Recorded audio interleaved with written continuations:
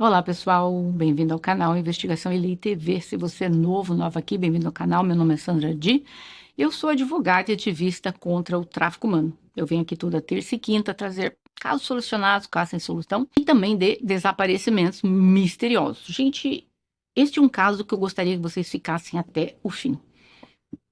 Eu não sou adepta de teorias da conspiração, mas eu tenho uma opinião a respeito disso e eu gostaria de ouvir a opinião de vocês. Esse caso aconteceu em setembro de 2019. A Bolívia sofreu os maiores incêndios naquela época. Tudo foi afetado. Infelizmente, queimaram cerca de 6 milhões de hectares. Milhares de animais morreram e esse incêndio é considerado o maior incêndio que se tem registro no país. Nesse contexto, pessoas do mundo todo estavam vindo para ajudar. Bombeiros chegaram da França, da Unicef, da Alemanha, da Espanha, dos Estados Unidos. Bombeiros de vários países foram para ajudar a combater este incêndio. Eles estavam sobrecarregados. E aí entra nesta história o médico boliviano Dr. Paul Parada.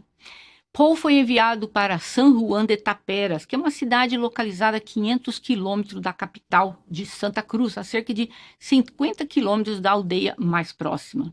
Estamos falando de uma comunidade de não mais do que 200 pessoas, quase todas evacuadas naquela época por causa dos incêndios.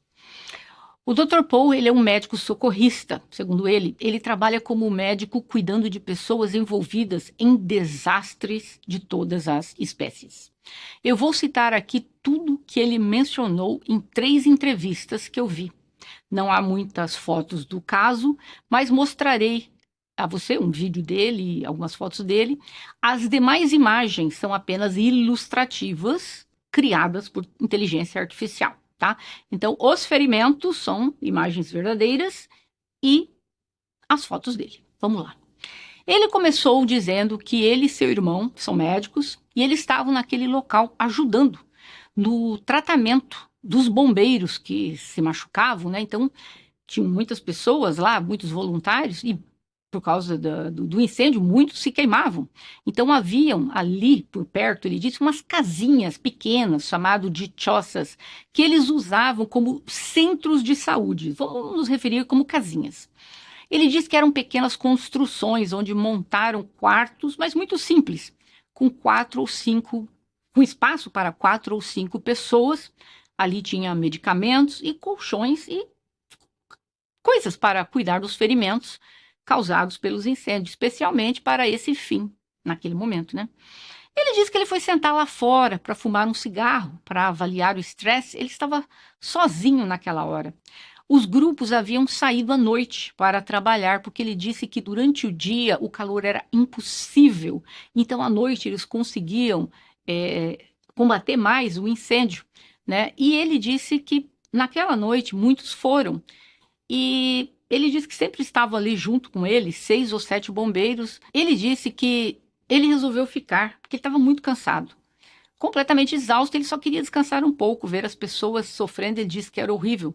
Ele saiu naquela noite, como eu falei, para fumar um cigarro, aí ele viu um homem se aproximando dele.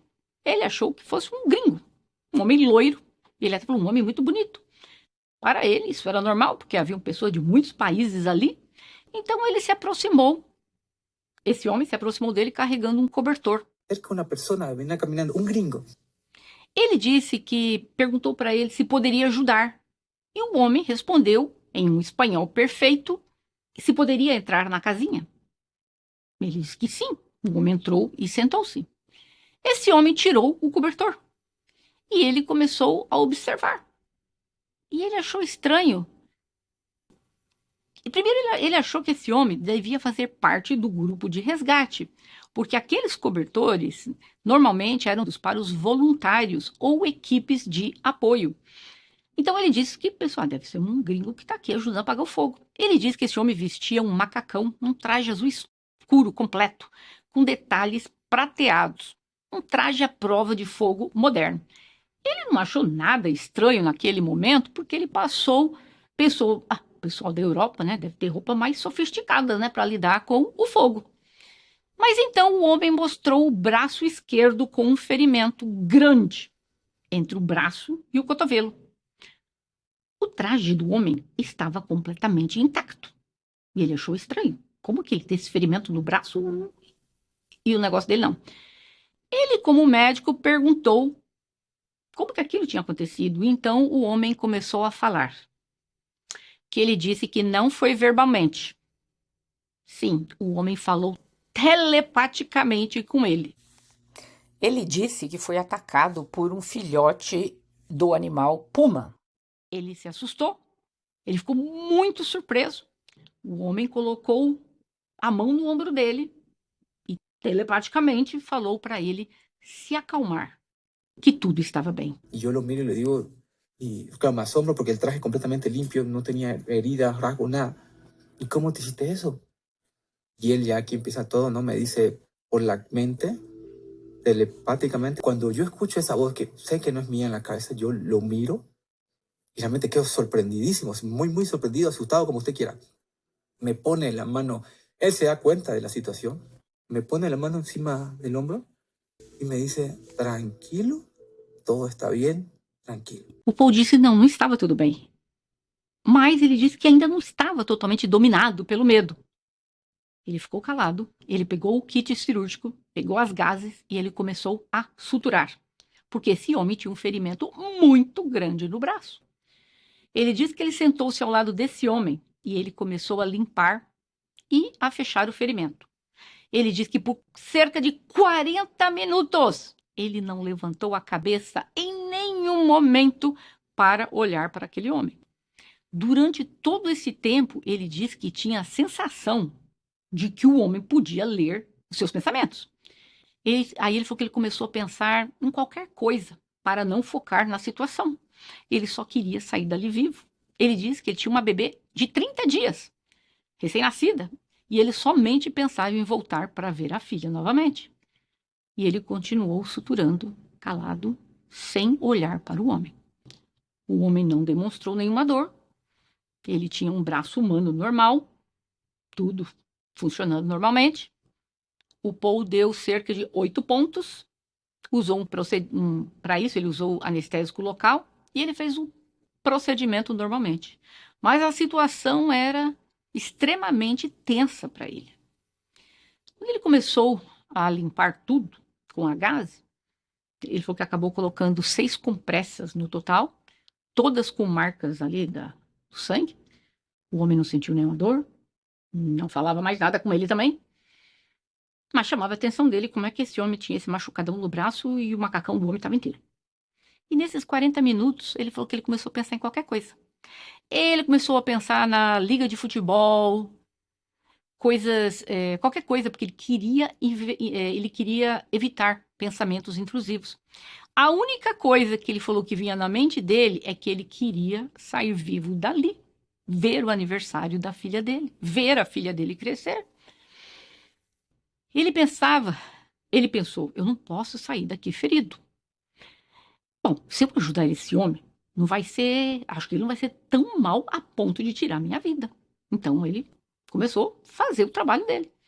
Ele disse que quando ele estava na frente deste ser, esse homem era como qualquer outro ser humano. Ele foi idêntico a um humano, mas como se fosse um gringo, um homem loiro. Para ele falou, se eu visse esse homem passando na rua, é um ser humano. Ele disse, se eu colocasse uma camisa nele, uma calça jeans e o visse passando por uma praça, eu ia achar que ele era um gringo. Aí ele limpou a ferida, suturou tudo e terminou o tratamento. O homem disse para ele, me sinto fraco. E falando dessa vez, não telepaticamente, mas em espanhol. E pediu que ele o acompanhasse ao sair do local e o levasse até lá fora. Aí o Dr. Paul disse que sim, eu vou segui-lo. Aí o homem virou para ele e disse assim, por favor, não se assuste. E ele pensou que se ele estava assustado, e ele pensou, meu Deus do céu, o que eu posso me assustar? O que pode ficar pior? Ele acompanhou o homem até lá fora, porque ele disse que de verdade o homem estava muito fraco, meio tonto.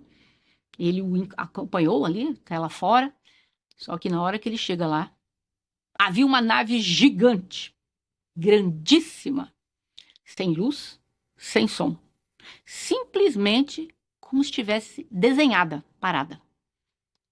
Ele disse que era isso que ele pensava que era aquilo.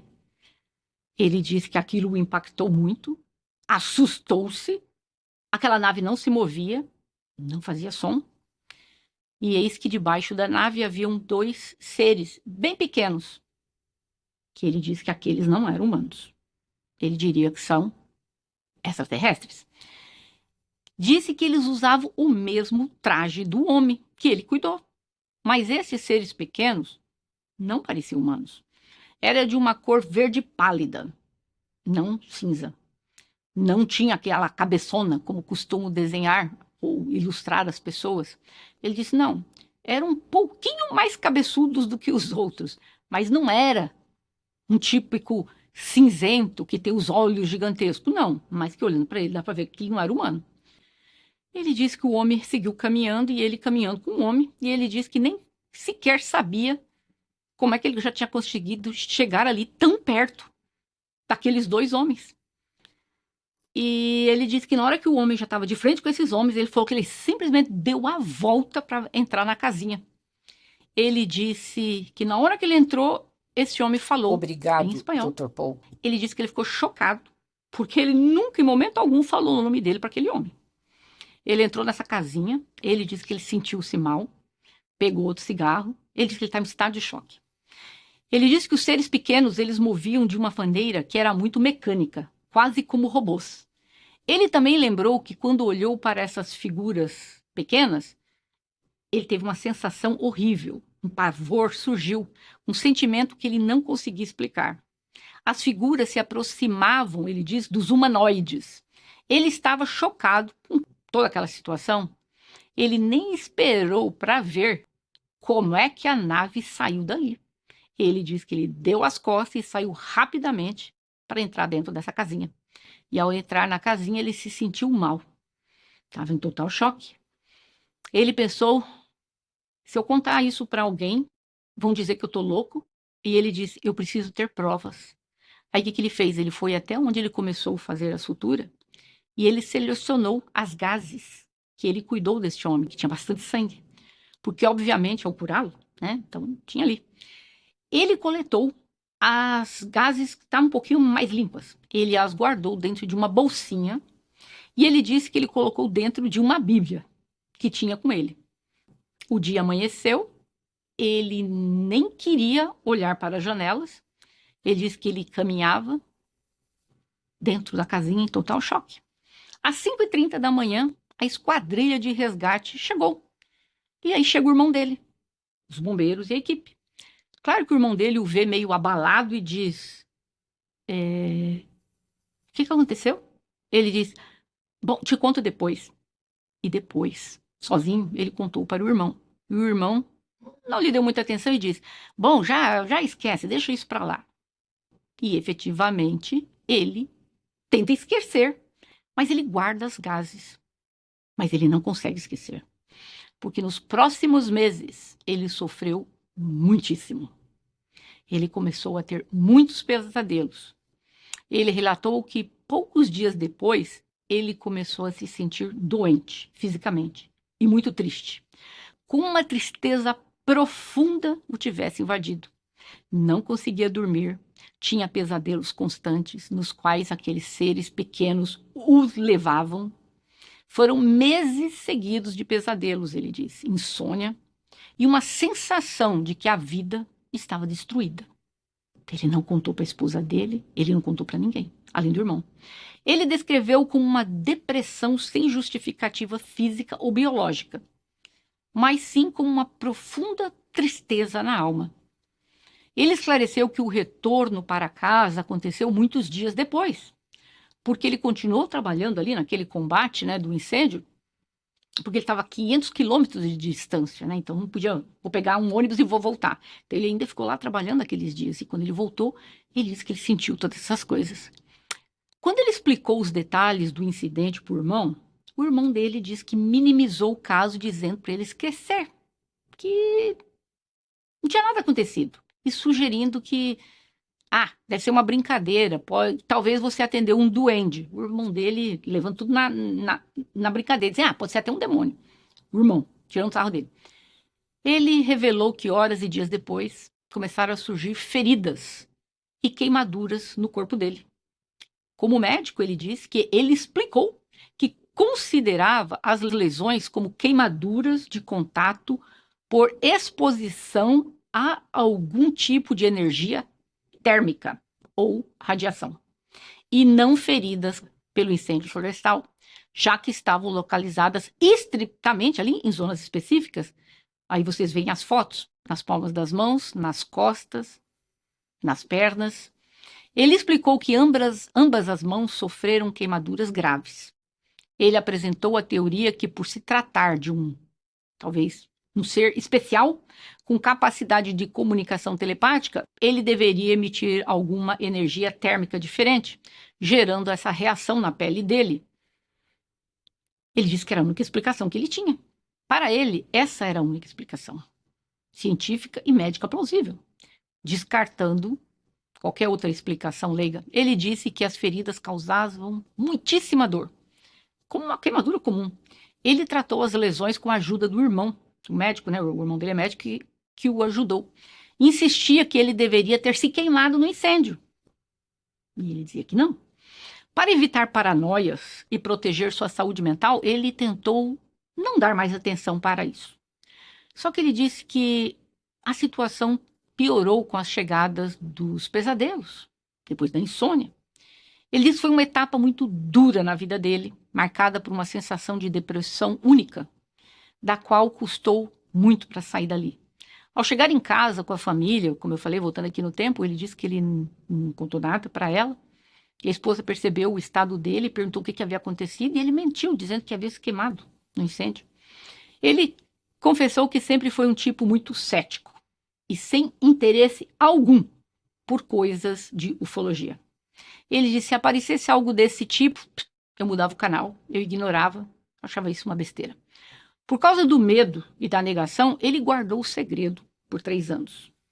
A esposa só descobriu toda a verdade depois que ele participou de um podcast e ele resolveu contar tudo.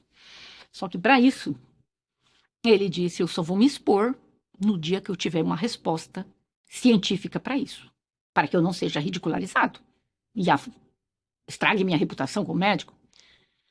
Ele admitiu que era difícil estar ali dando aquela entrevista por causa da exposição profissional, mas que ele se sentia seguro agora, porque ele tinha respaldo científico de grandes laboratórios do mundo que analisaram as amostras de sangue, comprovando que o ser atendido não era um ser humano.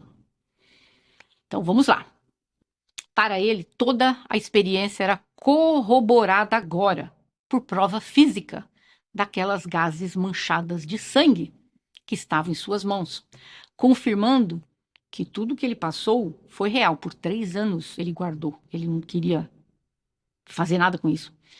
Aí ele disse que com o tempo começou a surgir esses pesadelos e tal, e ele começou a se sentir mal, náuseas, essa tristeza profunda, como eu falei, e ele disse que ele passou assim muitos meses naquela sensação, parecia que tinha a vida destruída, uma tristeza absoluta. E ele disse que ele entrou de verdade numa depressão, e era mais que uma tristeza da alma. Ele disse que era algo que não tem explicação.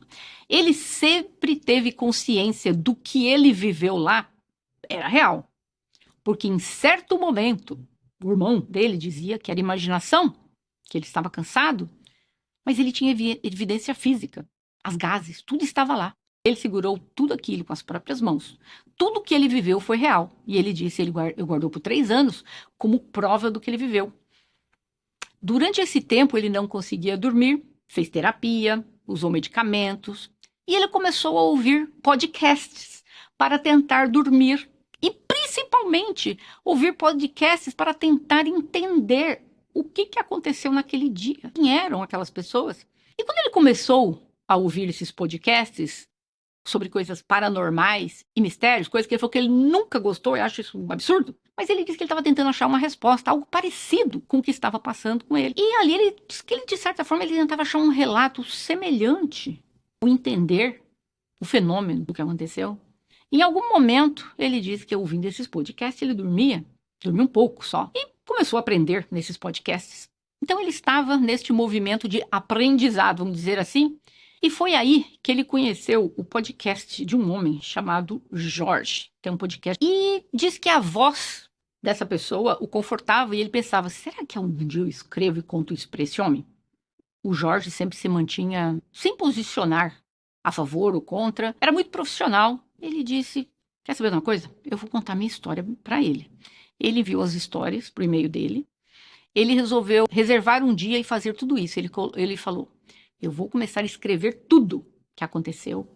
Ele procurou tudo que ele podia para poder juntar para esse homem saber que ele não estava ficando maluco.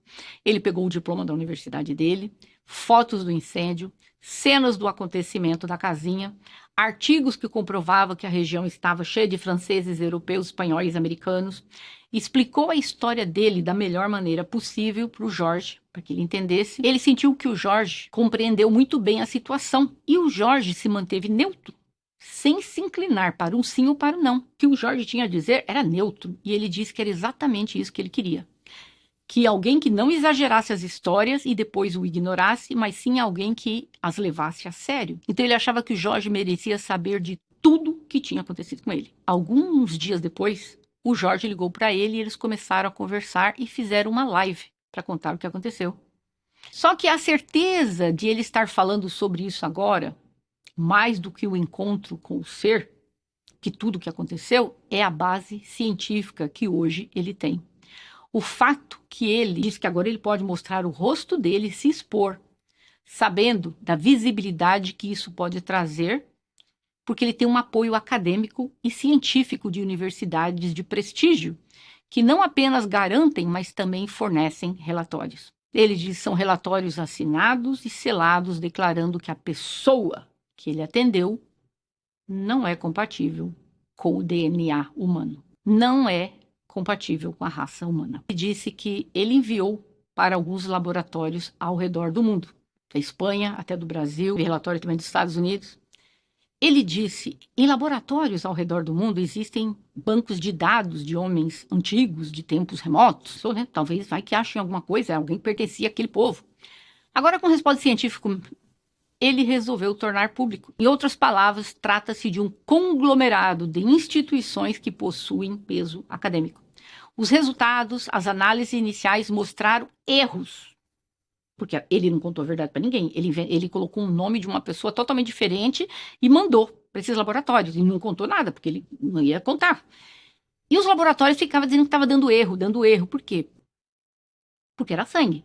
Só que eles viam que aquilo não era sangue de animal, porque eles sabem quando é de animal. Não era de animal, mas não era de humano. Mas eles pensaram, a máquina deve estar doida, vamos fazer de novo. Ele disse que nos laboratórios o resultado sempre dava que aquilo não era compatível.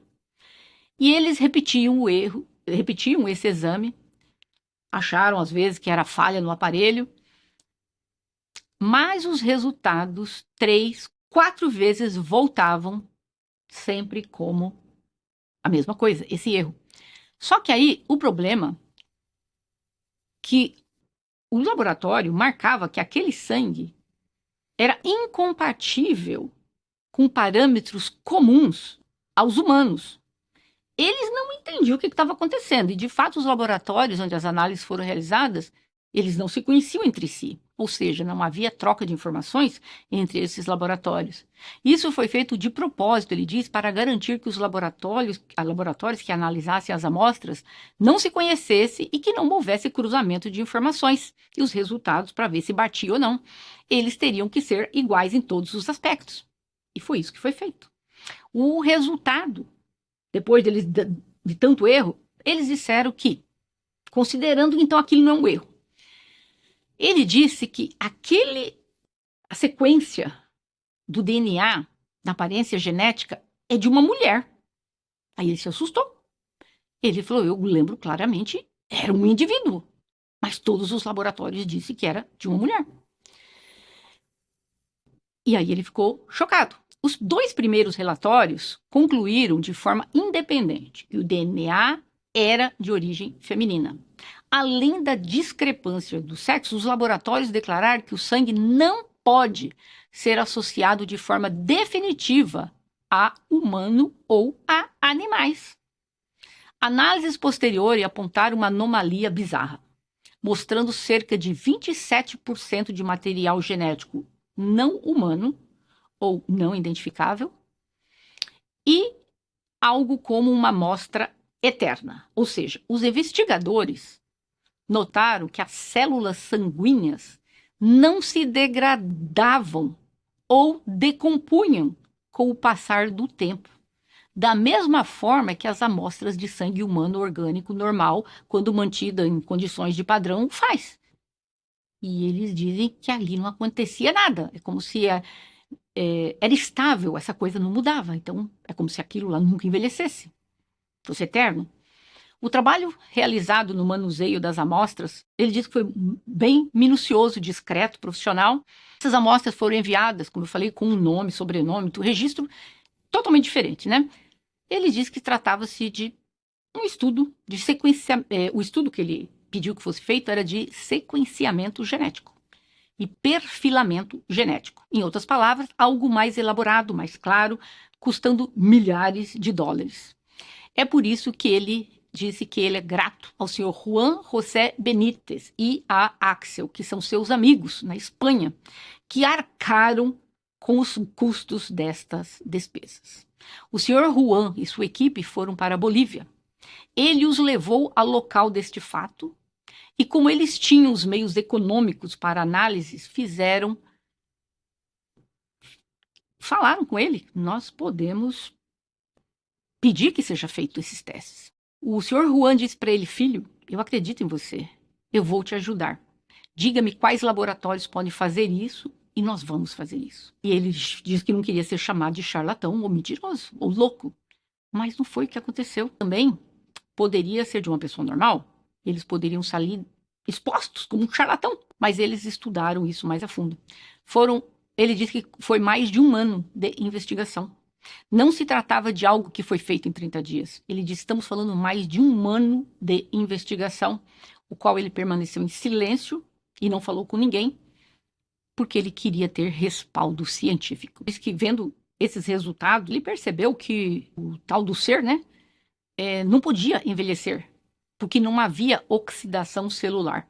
Então, teoricamente, usando os parâmetros de exame do sangue dele, ele disse que esse sangue não podia oxidar, como não envelhece e possui reparo celular contínuo. Não pode nem adoecer. A amostra contém, segundo ele, estudos, uma alteração genética que permite que a estrutura celular seja muito diferente da nossa, no sentido de uma mudança na função, na estrutura e na forma da célula que a compõe. Ele se auto-repara. Isso se deve a algo específico contido em seu interior, uma alteração genética. Pode ser um micro-organismo. Quando esses laboratórios na Europa descobriram isso, eles demonstraram muito interesse em descobrir o que era isso, de quem que era, e ele não queria que soubessem. Então, alguns laboratórios começaram a procurar de quem eram essas amostras. Na Espanha, perguntaram que essa pessoa registrada, onde que ela se localizava. Ele disse que todos os registros eles fizeram com nomes falsos e tudo mais. Então, ele disse que não queria ser identificado. O senhor Benítez não podia ir lá entregar a amostra diretamente por razões óbvias, né? Outras pessoas foram enviadas com identidades falsas para deixar as amostras, e isso foi um verdadeiro sinal, e isso foi um sinal de alerta, né? Depois começaram a procurar pela pessoa depois. O Laboratório do Brasil fez um relatório e enviou para as autoridades sanitárias do Brasil, pois disseram que se tratava de uma questão de protocolo em termos de biossegurança, que uma amostra apresentava alterações graves e que deveria se tomar as devidas precauções e comunicar o fato às entidades sanitárias competentes. Então, o Laboratório do Brasil achou que aquilo era um risco para a biossegurança, achar que aquilo não é de humano, não é de nada, mas tem alguma coisa aqui. Então, apesar de todos os empates, ele ficou com os estudos que já haviam sido fornecidos. Dos Estados Unidos também, tudo confirmava. Ele disse que depois ele começou a pensar, mas tem uma história incongruente aqui. Essa pessoa falou comigo telepaticamente, possui tecnologia avançada. Havia um dispositivo flutuando lá fora que parecia uma nave. Por que ele precisa de um médico de outro país, de um país de terceiro mundo, para tratá-lo? Não faz sentido. Sem que ele precisasse que eu o costurasse com uma linha que custou 30 centavos de dólares. Essa pessoa tinha toda aquela tecnologia. Ele podia se regenerar, não ficar mais doente. Por que ele precisava de mim? Ele não sabe se isso foi planejado ou se o ser queria deixar aquilo assim para ele ver, de propósito. Mas seja como for, que tudo se desenrolou, ele disse que em relação ao contato com esse sangue, as repercussões no corpo dele, além das queimaduras, a primeira coisa foi tudo que ele mencionou que houve de ruim no começo, a tristeza, a depressão, mas ele disse que também teve algumas sensações estranhas. Que todas as coisas ruins que ele sofreu durante toda aquela experiência, ele começou a se sentir bem, cheio de vida, ágil, a depressão passou, acabou. E ele diz que tudo isso também foi graças a um trabalho estável da família dele, das filhas dele. Ele diz que ele acredita fortemente no amor da família. Por estar cercado de amor das pessoas, ele acredita que o amor é uma força capaz de superar qualquer infortúnio. Sendo que ele disse que a vida dele se refez. Ele disse que antes de tudo isso ocorrer, ele tinha neuropatia diabética, ou seja, ele tinha diabetes tipo 1, era dependente de insulina diária, ele costumava aplicar insulina injetável nele desde os 18 anos de idade. Então, ele disse para quem tem diabetes tipo 1, o pâncreas não produz insulina e é preciso usar a artificial. Depois do incidente, ele disse que isso mudou. Ele parou de tomar a insulina. Ele disse que ele foi curado. Ele disse que ele estaria hoje 90% curado, vamos dizer assim. Ele disse que a doença foi diminuindo, se estabilizando gradualmente. Ele disse que não houveram mudanças médicas significativas, explicáveis na minha vida para que eu tivesse uma recuperação de 90%. Ele disse que, para ser sincero, ele não estava tentando encontrar uma explicação científica, porque ele disse que nada conseguiria explicar isso. Ele disse que se ele melhorou, ele agradece a Deus por ter dado a oportunidade dele não viver doente. Que se isso ocorreu devido ao contato com esse homem ou não, ele disse, isso é uma questão totalmente diferente, mas que ele não atribui essa cura a este homem. Ele disse, sendo realista, ninguém se cura da diabetes, mas aconteceu depois do incidente. Então, o ocorrido, provavelmente, talvez tenha algo com isso, talvez ele tenha uma parte envolvida nisso, mas ele diz que isso não tem uma explicação científica aplicável. O lado científico dele se inclina mais para Deus, dizendo que ele teve uma experiência, que ele não sabe o que é aquilo, mas que Deus está com ele e ele está saudável por causa de Deus. Ele diz que qualquer pessoa que ouça isso pode dizer que foi por causa do ser. Ele diz que, de fato, ele considerou aquele homem como um ser humano evoluído, superior. Ele diz que se visse esse homem com essas características na rua, ele diria que ele é um alemão, um holandês, um gringo. Ele parece não ter um físico atlético exagerado, aquele homem que ele atendeu, mas é consideravelmente mais saudável do que o normal. E sabendo dos resultados das análises das gases, ele diz que entende-se o porquê. Ele é cheio de juventude, vigor e força biológica superior. Ele diz que essa é a experiência dele, é o caso dele. Ele disse, eu tenho tudo a perder, eu sou médico, eu tenho uma carreira, e eu só venho aqui hoje para contar tudo isso porque eu tenho um respaldo científico. Seja lá quem for aquela pessoa que eu cuidei naquele dia, aquela pessoa não é humana. Uau, que caso, né? E ele disse que agora o irmão dele, que é médico, acredita, porque viu os resultados do laboratório. Ele disse, quer queiram acreditar ou não, há pessoas que mesmo que se apresentem todas as provas do mundo, ainda assim não acreditarão. E ele disse que ele não vai ficar discutindo isso ou tentar convencer ninguém. Que as pessoas que estão zombando disso, que zombem. Ele sabe o que ele viu e ele sabe que o que ele está falando é a verdade. Ele disse, eu não tenho motivos para mentir. A vida dele mudou muito quando ele decidiu perceber que existem coisas que ele não consegue controlar, porque claramente existem coisas que são superiores ao nosso entendimento. A ideia dele é que se ele está saudável, ele deve ser grato a Deus por isso. Ele disse que ele poderia passar 30 anos da vida dele pesquisando tudo isso, mas ele disse que ele se atém a outros fatos, a oportunidade de abraçar as filhas dele hoje. A entrevista dele viralizou, ele disse, eu evitei tudo isso antes, porque eu não queria gerar algo ridículo, eu não precisava disso. Os diretores da clínica onde ele trabalha disseram para ele ir a público e dizer que tudo isso era mentira, porque isso estava prejudicando a reputação de 35 anos da instituição. Eles disseram que ele deveria ir a público e dizer que era mentira, e ele deveria encerrar esse assunto. Ele disse que ele não fez isso. E eles decidiram, então, expulsá-lo do hospital, vamos dizer, onde ele trabalhava. Ele perdeu o emprego por causa da entrevista. Não poderia ir também contra os princípios dele. Eles votaram contra mim. Foi uma época muito difícil na minha vida. Ele tinha filhas pequenas para sustentar e estava desempregado.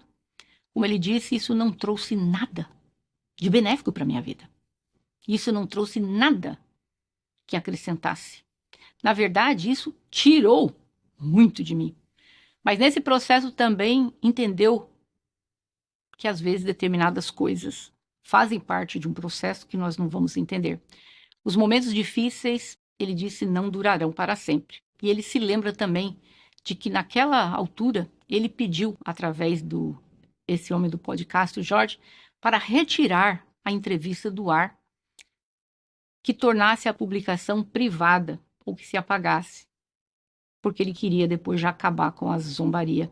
Mas tudo continuou igual. Ele disse, hoje em dia, na internet, a pessoa pode fazer upload de algo e se alguém gravou, pronto, vai ficar lá para sempre. Não foi removido. Mas pelo menos isso não foi tão ruim. Quando as pessoas clicavam no link, pelo menos aparecia como privado e a situação estava, de certa forma, sob controle. E ele disse que foi grato por isso, porque estava afetando a carreira dele. Ele resolveu, cara a cara, dizer o que ele disse 4 anos atrás, que ele simplesmente não consegue mentir. Ele não quer aumentar nada e nem diminuir nada. Ele disse, muita gente provavelmente esperaria que ele dissesse, sim, me abduziram, me levaram para fora, fizeram experiência comigo. Ele disse, não, nada disso aconteceu comigo, nadinha. Minhas considerações. Se eu for falar aqui, nós vamos entrar num debate que vai para uma esfera religiosa, vamos dizer, espiritual. Eu tenho a minha suposição de quem seria aquele homem. Eu, particularmente, não acredito em OVNIs, ele é extraterrestre, mas eu sei que há muitas coisas entre o céu e a terra que nós não temos entendimento. Eu creio que no mundo espiritual existem anjos, existem demônios. Acredito que eles podem interagir conosco, mas esse é um debate, uma coisa religiosa que eu não vou entrar nisso. Mas eu, particularmente, eu acredito em tudo que ele falou, acredito em absolutamente tudo que ele falou. Mas eu, Sandra, não definiria essas pessoas como extraterrestres. Não foi alguém que fez o mal para ele. Como colocar se for de forma espiritual? Não acredito que fosse um demônio, uma coisa ruim, demoníaca. Não. Por algum motivo, ele acabou, vamos dizer, que praticamente curado da diabetes dele, que ele tomava insulina desde os 18 anos, hoje ele não toma mais. Mas, como ele disse, ele não atribui isso a este homem, ele atribui a Deus. Mas ele acha que tem algo aí no mundo que ele não consegue explicar. Como eu falei, eu repito, eu acho que particularmente aquele homem poderia ter sido um anjo. Poderia, mas um anjo pode se regenerar. Por que ele foi lá ser suturado por um médico? Não sei qual era a finalidade que aquele homem tinha naquela noite, naquele dia, para mostrar para ele. Mas é isso é outra história, e eu não vou ficar aqui debatendo coisas espirituais, mas eu gostaria de saber de vocês. Vocês acreditam nele? Eu acredito piamente. Jovem brilhantíssimo, assisti várias entrevistas dele. Mas repito, não acredito que sejam seres extraterrestres, OVNIs. Acredito que tudo que ele viu era real, mas de certa forma teria uma explicação. Mas eu gostaria de ouvir a opinião de vocês. O que vocês acham dessa história? Ele viu essas pessoas? Quem eram elas? Eu quero ouvir a opinião de vocês. E nos vemos em breve. Até mais.